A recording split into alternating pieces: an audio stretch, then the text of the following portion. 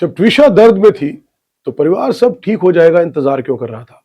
नमस्कार, मैं दीपक अरोड़ा और हम बात करेंगे आज ट्विशा शर्मा के उस पूरे केस के बारे में कि क्या घटनाक्रम रहा और किस तरह से एक ऐसी घटना हुई जिसने पूरे देश को हिला दिया और परिवार वालों को एक ऐसा दुख दिया।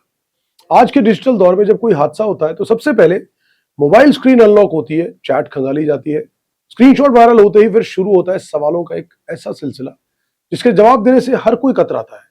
ट्विशा शर्मा के केस में भी कुछ ऐसा ही हुआ।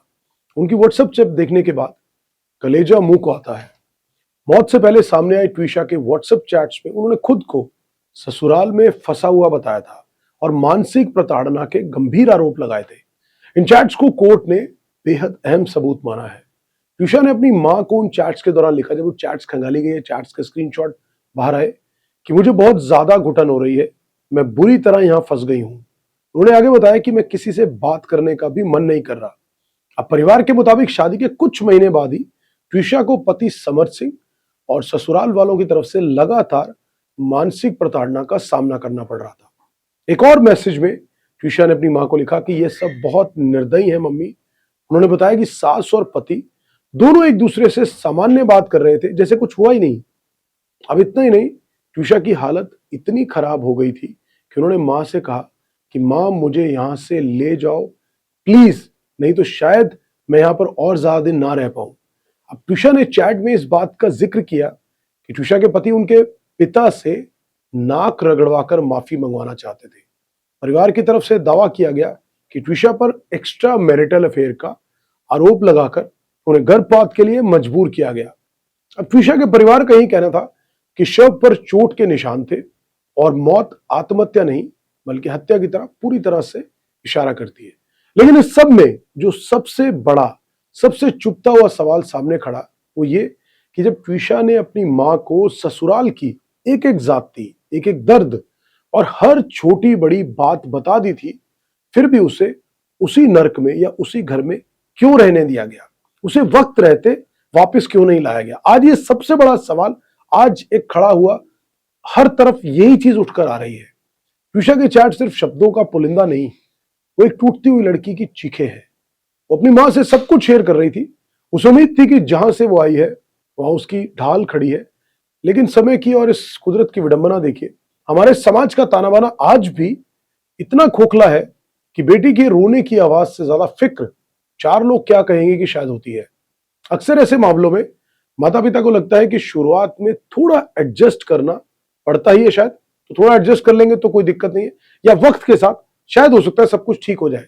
लेकिन वो शायद ये भूल जाता है कि हर रिश्ता वक्त के साथ सुधरता नहीं, कुछ रिश्ते वक्त के साथ और जहरीले हो जाते हैं। वहीं ट्विशा के मामले में भी शायद इसी ठीक होने के इंतजार ने उसकी जिंदगी की उम्मीदों को खत्म कर दिया। आज हमारे देश में आज भी बेटियों को विदा करते हुए अनजाने में ही सही, पर एक मानसिक दबाव दे दिया जाता है कि अब वही तुम्हारा घर है, वहीं से तुम्हारी डोली उठी है और वहीं से अर्थी उठेगी। ये सोच आज के जमाने में भी कितनी खतरनाक है, आप इससे अंदाजा लगाइए कि ट्विशा की कहानी इसका जीता जागता सबूत है।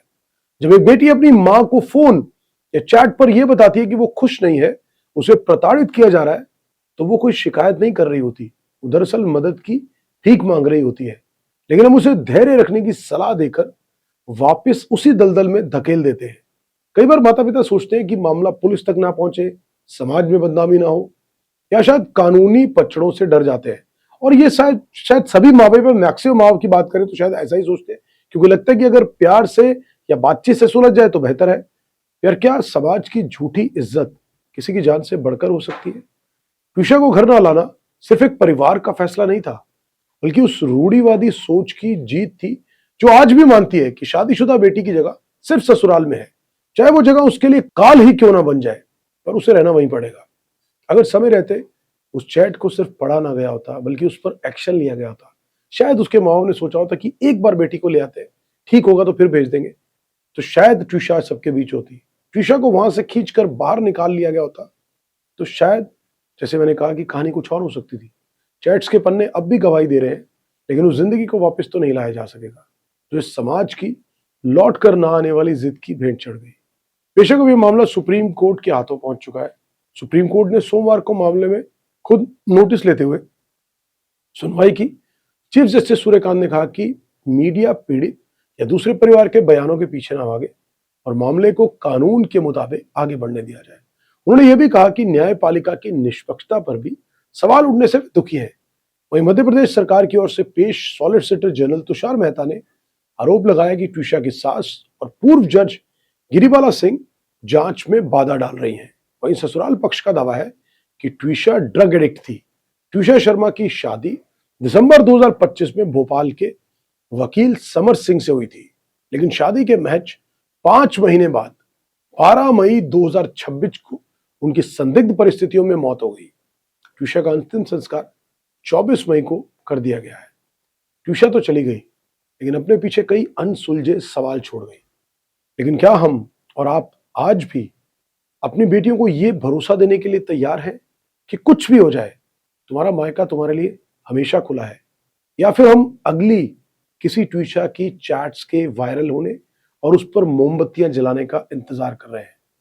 आज के इस ट्विशा के जो मामला हुआ है, सबसे बड़ा सवाल समाज के अंदर यही है कि चाहे जो भी हो जाए, बेटी किसी की भी हो, बहन बेटियां सबकी साझी है, लेकिन आज के समय में जरूरत है कि अगर कोई भी किसी की भी बहन बेटी तकलीफ है ना, तो हम कोशिश करें कि तुरंत उसकी बात सुनकर एक बार उसको अकेला ना छोड़कर, सिर्फ हौसला और धैर्य ना देकर उसको अपने पास लाकर बात करने की कोशिश करें और कोशिश करें कि समय रहते हुए उस बच्चे की जान और जिंदगी दोनों बच जाए।